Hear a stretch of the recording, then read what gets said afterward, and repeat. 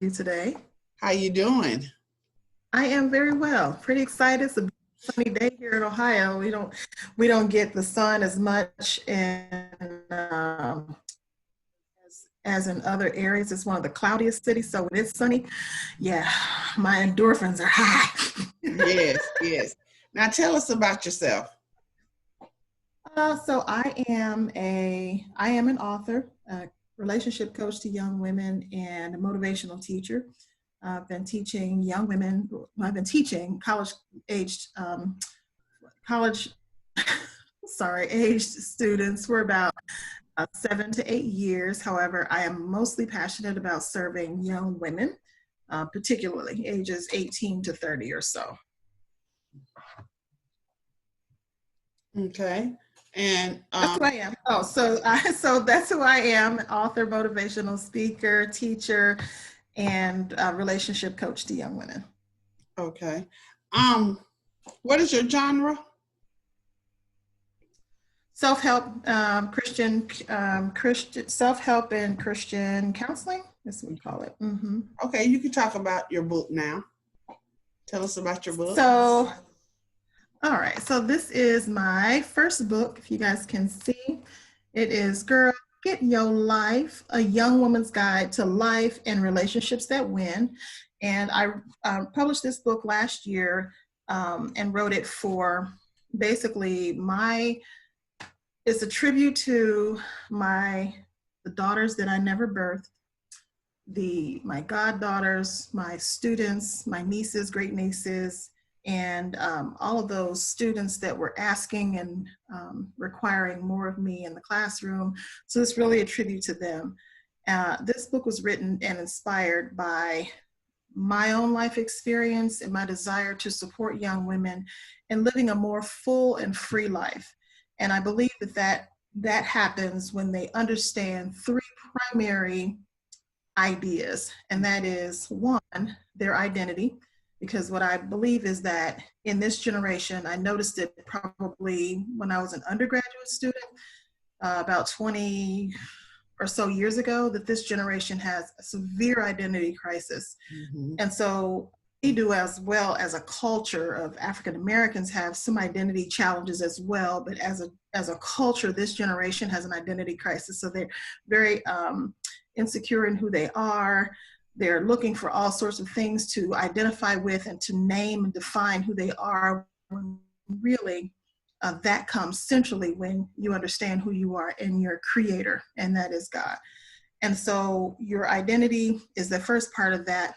And then once you know a little bit about who you are, you get on that journey, because, self-awareness is really all a journey. We can never come to know fully, the fullness and the depth of who we are, because we're such multifaceted, multi-layered people and beings. As deep as God is in his creation, is as deep as the creation is itself. And so getting on the journey to learning about yourself in a most authentic place is the goal there. Once you're there, then you can begin to ask the questions about, what am I supposed to do with my life? I hear many people talking about discover your purpose, find your purpose, live in purpose, but how can you do that if you don't know who you are? I believe that who you are leads to what you do. The reason that dogs chase tails is because that's because they are dogs, and that's what they're designed to do, right? I mean, in nature, created everything with a seed, and the seeds grow, and then they produce the fruit thereof to do the work that they're called to do. And we are no different than that. And so my goal is to help young women discover who they are and their identity, so that they can live more fully on purpose, which is discovering, who they're here to serve, whether it be in their family, whether it be in their community, whether it be their gifts are specific to a more global or larger scale, if they're authors or writers, or they grow things, or they cook and they help brings families together, whatever their gifting is. We're all purposed for something in the grand scheme of life, right? In the cycle of life. And our primary foundational goal should be to discover who we are, and then discover how we can serve and become our best selves. what many people do oftentimes, and this may have been your experience too as a young woman, young people, and I find it also true for older people as well, we go to relationships first. We look to relationships and other people to define who we are. We look to other people to upgrade us and help us to, like they identify who we are and then they up level us. But as soon as they remove themselves, then we become lopsided, right? Mm-hmm. And so we expect wrong things from relationships. Our expectations are misappropriated, and those relationships are a result of, and they are impacted by who we are and what we're called to do. Like, you can't separate who you are and what you do from any relationship that you have, because anytime we interact with other people in whatever the social setting, at the grocery store, at the library, at the bank, somebody you're dating, someone at church, in the business world, in your job, in your relationship with your children, your family, you bring all of you to that relationship and that interaction. That includes who you are, and that includes what you do.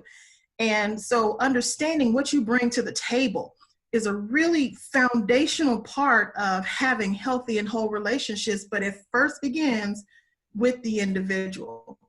Aside from any relationship we have with anyone else, it is my belief that the most significant relationship that we have in the earth or the world, however you define that, aside from your relationship with God, is with ourselves. It is also the most neglected relationship that many of us have. We don't like to spend time alone. We're not introspective. We're not as self-aware. We don't realize, that what we do affects other people and in what ways we fit into, the grand scheme of life and the cycle of life. And so this message is really to help young women to understand the impact that they have with knowing who they are, their identity, their purpose, and how to have healthy relationships.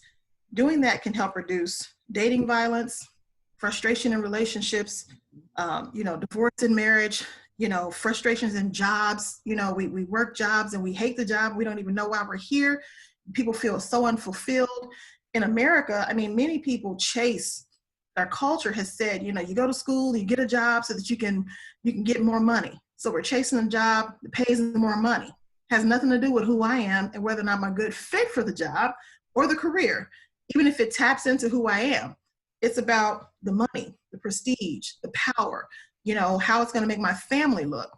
None of that matters if you're unhappy and unfulfilled and dissatisfied and you have internal dissent.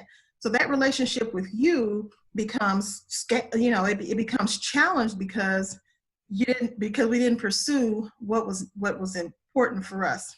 I'll say this before I let you move on. I had a dentist when I was in Cincinnati. I'm from Cincinnati, and I always supported Black doctors. So I always had Black doctors for everything. But this particular dentist was brilliant, and I absolutely loved him. And when I was in graduate school, we had lots of conversations about, who he was and how he started his career. And well, my mouth was open and he was talking. So I would ask a question and then I would let him go while he was digging, drilling. And I found from him that he was a dentist and he was excellent at what he did. However, he did not want to be a dentist. He wanted to be an attorney. But he pursued dentistry because that's what his father wanted him to do. Mm-hmm. And so he was living his father's unlived life, his expectations of him. And although he was good at it because it took skill and we can learn things, but he was unfulfilled. He had his own practice and everything. And like I said, I absolutely loved him as a dentist and as a physician, but it wasn't what he wanted to do. And I said, hey, man, it's not too late. You need to go to law school. And so I don't know if he did that or not because I moved to Columbus and left the city and disconnected from him. But I would hope that people would find that it's okay that you shift gears, right? That you take an exit off the ramp and say, no, I have found who I am in this way. And I'm fully embracing who I am in my purpose in this way. And I want to live fully. And I'm going to do that and shift gears, regardless of what other people think, what your parents think, of others' expectations, the world and our culture, because they don't have to live in you. But God created us all with everything that we have and need inside of us do and to be and to become everything that he's called us to do, be, and become. And our relationships were challenged. Can you imagine if he was frustrated so much in his career that every night he went home and it made him an aggressive, more aggressive father, or a distant father, or he was distant and distracted from his children or his wife because he was feeling this internal, this passion and this fire to be an attorney, yet he was doing something totally different and had a whole career set up like that. So when I say that who we are and what we're called to do affects our relationships, it absolutely does. It all works together. And we can't look to the relationship to satisfy who we are and what we're called to do. We have to do that work on the front end. Okay, now stop. What inspired you to write this book? I was inspired to write this book. Initially, it's so interesting, Queenie. I started out writing what do you call them? A list. It was an onboarding. What do you call them? It was a list of 25 things to do. It was called 25 Things to Know Before You Date. And it was a way to attract new customers to my email list. And so an email freebie. Sorry, I was at a loss for words. So I started out with that. And although I have always desired to write books, and I thought, I'm not gonna say always, but in high school, late high school, early college years, I thought, I want to write books and so forth. But I was like, who's gonna want to read my life story or anything like that? So it was in me, but I didn't know, what it would be about or anything like that. And so I started writing this list of 25 things you need to know before you date, which was my way of attracting young people to talk about relationships, when really I wanted to talk to them about identity and purpose, because that is the most significant part. And so I created that freebie, and then as I sat on my couch, I thought, wait a minute, so this one goes with that one, and that one goes with that one. So I made all these connections on those 25 topics, and then they became 11 chapters. That's how it came to be a book. And so I sat with my recorder on a video, Martin Luther King Day, and I talked the chapters because I'm extroverted. And so it was easier for me. I outlined the chapters, and then there came the book. So as I said before, people were asking for more of me, and I had a few friends who had written books, and they said, this is a calling card. It's kind of like your open door to opportunities to get into schools or organizations or whoever you want to serve. The book is the inroads. And so I said, okay, I'll write a book. What am I doing? I'm writing a book. Like, I'm really writing a book. It was very surreal. And each process of it is very surreal. The very fact that I'm holding this book in my hand is also very surreal. So yes, that's how I got started. What did you learn when writing this book? When writing this book, I learned that although self-published, one thing I learned is that although self-publishing is very common now, and many people are writing their own books, authoring a book is no simple feat. Okay, let me say that. It's not a small thing. I learned a lot about myself in this process, because although this book is not about me, I am in this book all over it, right? My life, my experiences with my friends, what I know, what I've studied in school, what God has shown me, what I understand and believe and know, my perceptions are all in this book. And so as I was going through writing certain parts of it,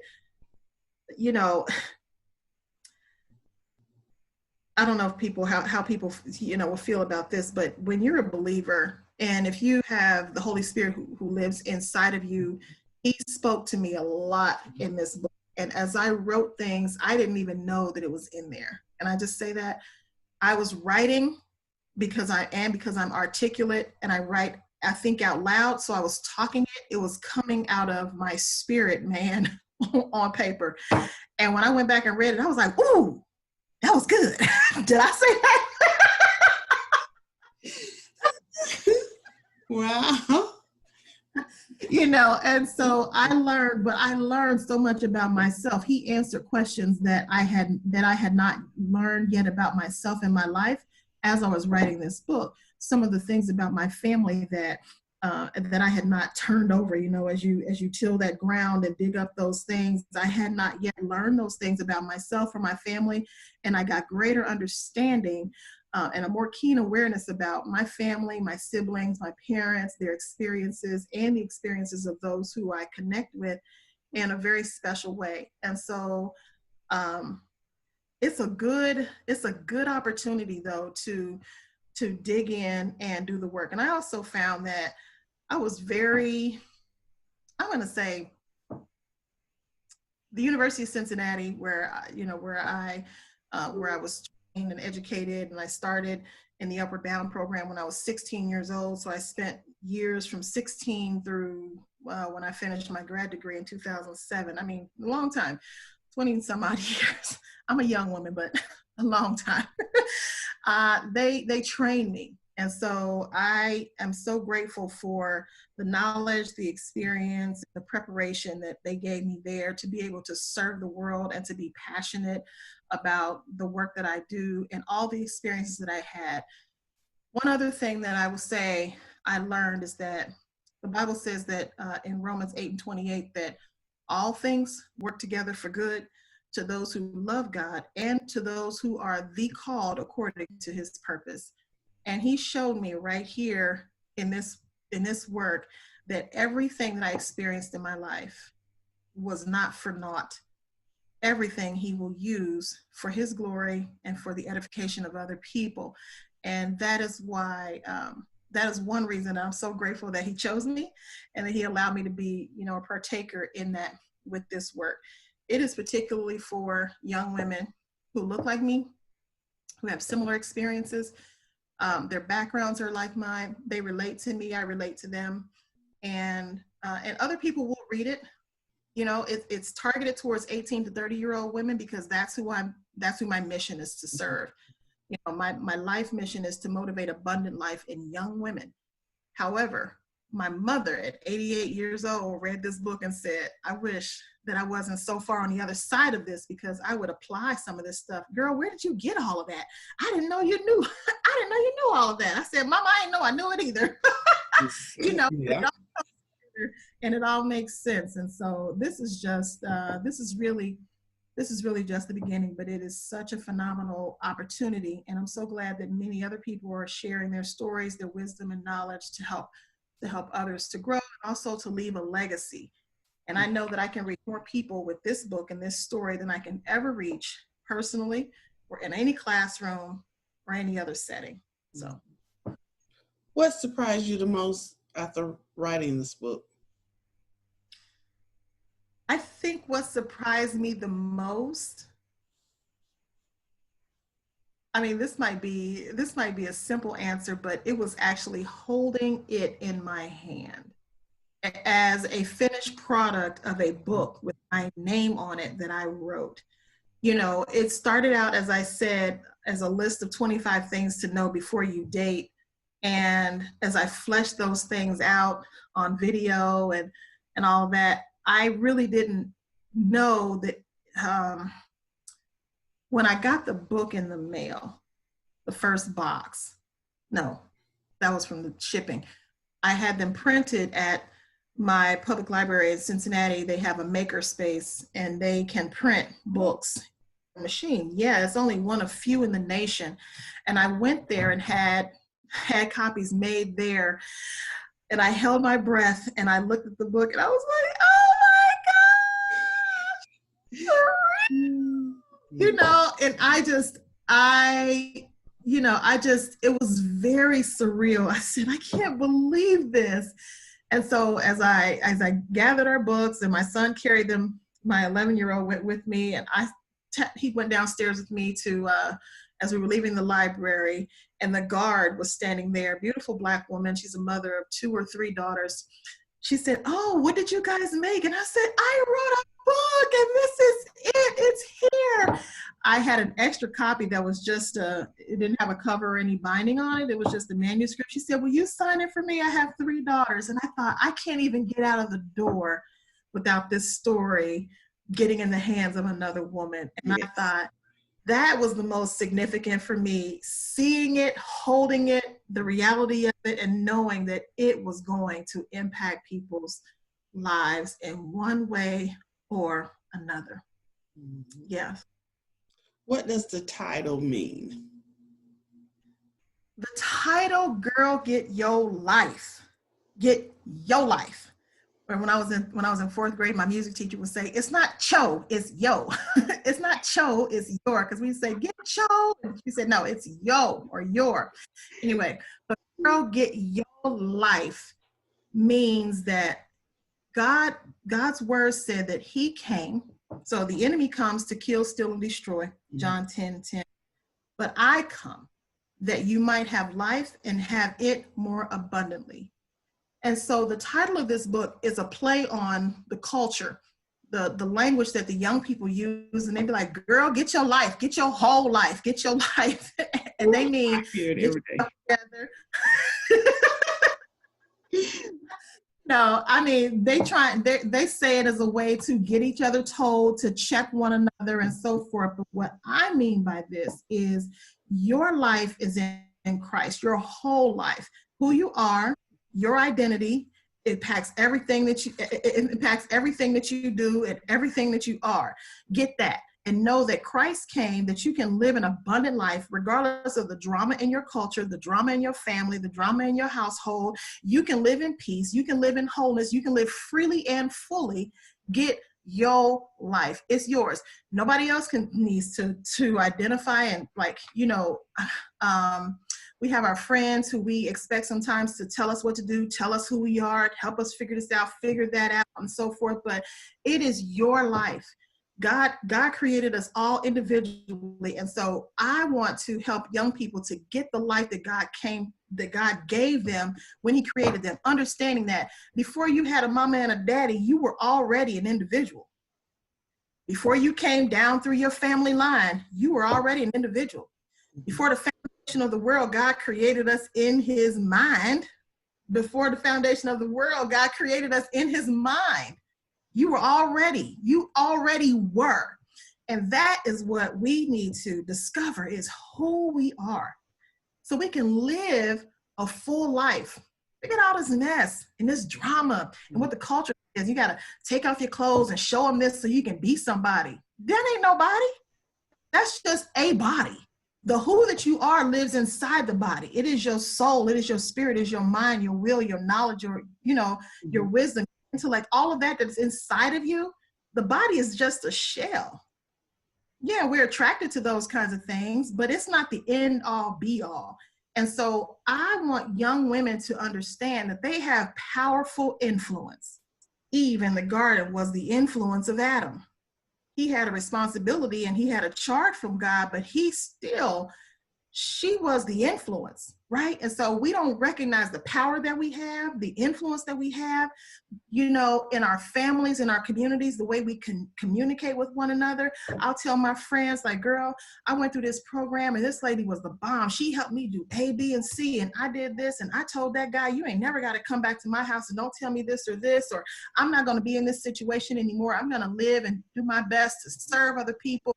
I'm getting this raise on my job because I recognize my value and my worth, and I go to work and I show up and so forth. Like, I'm not going to compromise all of that. I want young people to have that advantage. It's like giving them an edge, that slight edge, that advantage that they may not get from their family. Because I know that who I'm serving is not, like, I don't have all the answers. Some people have support in their families, but my mission is to sort of lay in the gap for those young people and their families that have a disconnect in communication and relationship, right? I don't want to talk to my mama about this, or I don't agree with my mom, or she doesn't know this, or she doesn't know that. That's fine. But you got Aunt Shell, that's me. I'm that aunt, not necessarily the crazy aunt, but I'm like that auntie, has the same, I have a level of wisdom, ethical, I'm honest, I'm forthright. I'm going to give you the best that God has given me for you to help you live your best life. And really understanding that your best life is inside you. It's not outside of you. It's not on you. It ain't what you wear. It's not what you drive. It's not what you live in. It's not who you roll with. It's not who upgraded you. It's inside you, because everything that's inside you exudes from inside out. And that's what people see. And that's what attracts people for real. Did I answer your question? Remember what it was? Now, Yeah. now I think you talked a little on this, but again, or to reiterate, what is the purpose? What was your purpose in writing this book? My purpose in writing the book was really to provide a tool, a guide to young women to help them to understand before they get into deep into relationships, that dating relationships and otherwise, that who they are and what they're called to do is significant in helping them to choose well in all of those places in their life. The unfulfillment that we have, the frustration that we have, as a 40-something-year-old woman, I have so many friends, you see it on TV and so forth, that are challenged in their lives in terms of dating, relationships, marriages, and they think, we outgrew one another, or, this just ain't for me anymore. Sometimes it's that we didn't know enough about ourselves early on when we made those choices to engage in and connect ourselves in those relationships. And if you knew better the first time, then you can choose better. And that's what I want people to understand, is that you will choose better for yourself when you know who you are, you love yourself, you recognize your value, and that you don't have to compromise yourself in those ways anytime. How will readers benefit from this book? I believe that readers will be inspired. They will be provoked to think differently, to think about themselves differently, their relationships, who they are, how they hold other people, how they hold other people to a standard of expectations in relationships. I believe that, people will benefit from, by understanding, they're going to see themselves. They're going to see themselves in this book, and they're going to relate to the stories that I share, the young people. I guess you call them an avatar that I created in the book, and they're going to connect with that, and they're going to find that there is hope, and that they can choose differently from this book. So they're going to find hope. They're going to find new perspective for themselves and their lives. They're going to think differently for themselves, and they're going to know that there is more, that they can choose differently and live more fully and get the life that God has for them. It's theirs for the taking. Would you like to read a little snippet from the book? Sure. I'll read a little snippet. So I'm going to read from chapter 6. I mean, I can't really tell you if there's a favorite chapter that I have, but I really just, I like this part because it speaks to purpose. And that's one of the things that I learned very early on in my young adult life. I was mentored at my church and took some classes around purpose and identity and finding your path and so forth. And my mentors taught me so much about the fact that I'm not an accident, but that I was chosen in purpose. And so chapter 6 is, you are not an accident. There's a quote that says, 2 most important days in your life are the day you are born and the day that you find out why. And that's by Mark Twain. So you are not an accident. According to www.history.com, the World Trade Center was purposed to facilitate world peace through trade.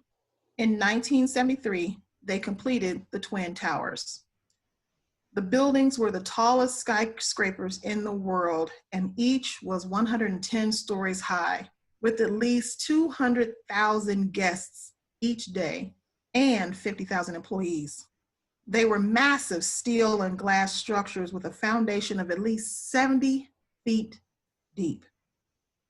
The elevators carried 97 people and up to 10,000 pounds.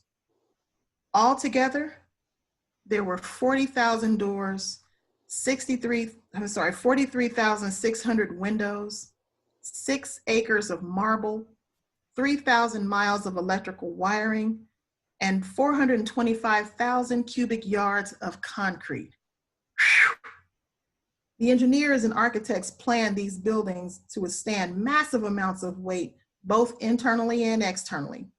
The depth and fortitude of the foundation was a critical part of how well the building maintained itself for so many years. There were very detailed materials, characteristics of the buildings, time to develop, and specifications critical to the Twin Towers of the World Trade Center. They knew everything that the building could withstand. The only thing that they had not considered was a terrorist attack. That was the one thing that destroyed these structures after 28 years. Somewhere deep inside, we believe that our lives have a purpose. We may wonder from time to time what to do with our lives, to get on the right path, or together, as we say. However, these ideas can be ephemeral. Be encouraged in knowing that even more masterfully and wonderfully than these detailed skyscrapers is your unique design and purpose. Our life mission is how we use our gifts, passions, knowledge, and experiences to serve others in our circle of influence and beyond. Many people know that they have a purpose, but they don't necessarily understand how to discover it. In addition, some don't understand how our identity correlates with our mission. Let's see. As we wonder and ask ourselves, what on earth are we here for?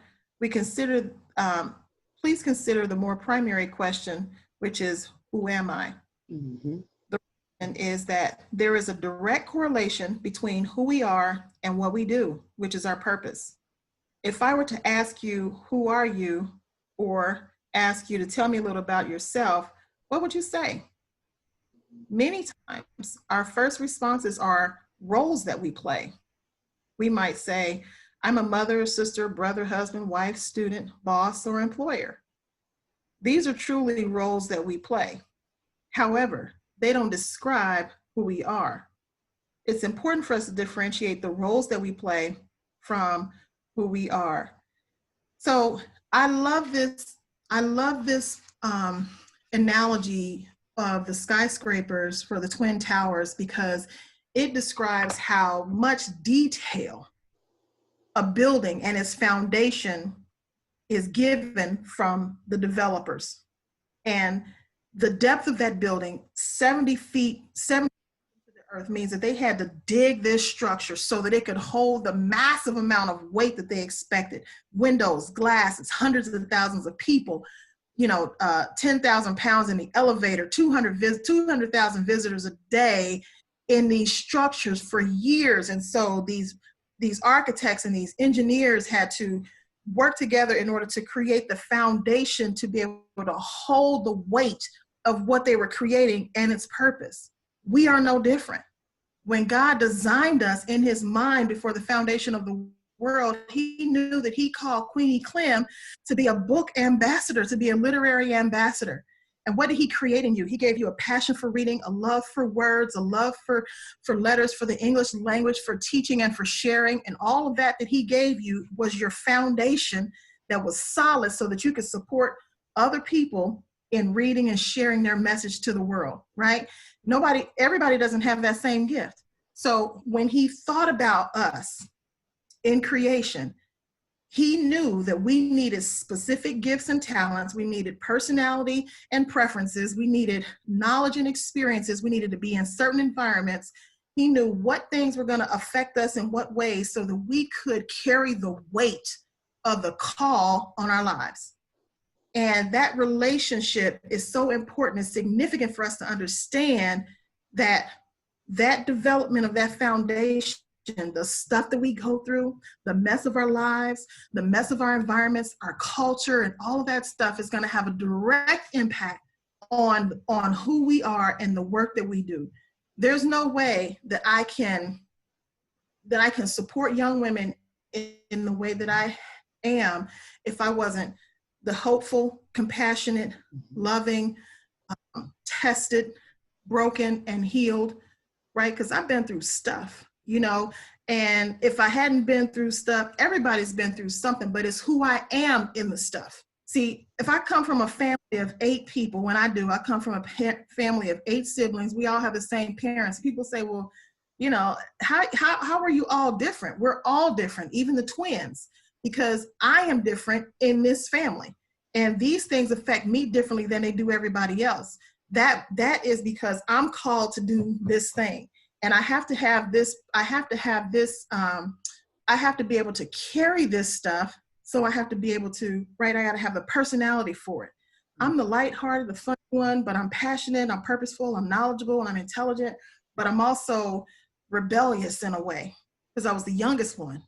So I rebelled against what my parents thought and also rebelled against what the culture says. And I'm like, that ain't what you have to do. This is who you are, and be free in who you are. So all of that works together. God knew that when he created us in his mind before the foundation of the world. There's no mistakes. There's no accidents.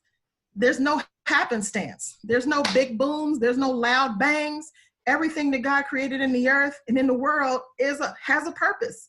From the grass that grows in the weeds. You can put buildings and concrete on top of weeds, and what do? They grow because that's what they're purpose to do, right? You can put the tree there, and the tree is going to uproot through your pipes. Why? Because it's growing. God said grow, and that's what we do. So there is no accident. And I tell young women, because I've worked with young women at homeless teen mom shelter that I serve with, it doesn't matter if your mom told you that you were an accident, that she never wanted you, that she should have aborted you. She should have aborted you when she had a chance. Your mama didn't have no choice. Your daddy didn't have no choice in the matter. God uses who he will to bring forth the life that he chooses. If you're here on this earth and you're alive, you're supposed to be here, because a lot of people don't make it. I mean, there's stillbirths, there's miscarriages, there's all kinds of things that happen in nature that people don't make it, or whatever experiences they have. But every single seed in the earth has a purpose, and that includes you and I. There is no accident. None. All right. How can we find you and find your book? And I think this is such a pretty cover. This is so cute. Thank you so much.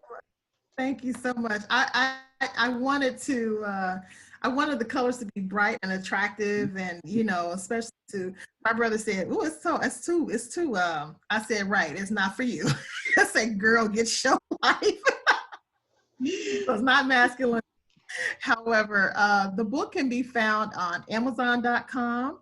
It is available at BarnesandNoble.com, Target.com, Walmart.com, BooksAMillion.com. It's available online. You can also purchase it from me at gum.co/getyourlife. That's gum.co/getyourlife. And you will get an autographed copy if you purchase that from me. Oops, so I will sign that. You see that? Sign the inside of it for you. And so you can connect with me and get the book there. First me. First you. Mine just say, look at that, Queenie Clem. No autograph, y'all. No autograph. I'm just playing. I'm happy I got it. I'm saying, like you said, autograph, and I'm like, what autograph? Thank you. Thank you. I'm going to love this. It does have your name, but when I see you, I'll be more than happy to autograph that book for you. I am so excited. It'll be my pleasure.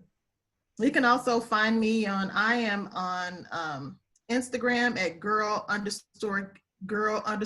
your life. I'm also on Facebook at the Table Communication. That's my business page there. the Table Communication, and girl underscore get your life at on Instagram. Okay. Is there anything else you would like to add before we leave? Oh, this has been such a wonderful experience. I just want to thank you, Queenie, for the work that you do and for inspiring authors and supporting authors and sharing your platform with us. Thank you for sharing and your passion to share books and stories and experiences. It's so important for us to share our own voices with the world, you know, to leave the legacy, to leave the stories. If it weren't for authors, we wouldn't have Bibles. We wouldn't know the story of Dr. Martin Luther King written from his own words. We wouldn't have Malcolm X. We wouldn't have Mark Twain. We wouldn't have Maya Angelou. And you support and hold up those of us who are coming through the ranks to do the same thing. So I want to thank you for sharing that, your wisdom, your knowledge, your voice, your heart, and your life with all of us. And I just encourage anyone, if you know a young woman who's 18 to 30 years old, please connect her with me. This is the book. I am completing the workbook now, also launching my online course and coaching program.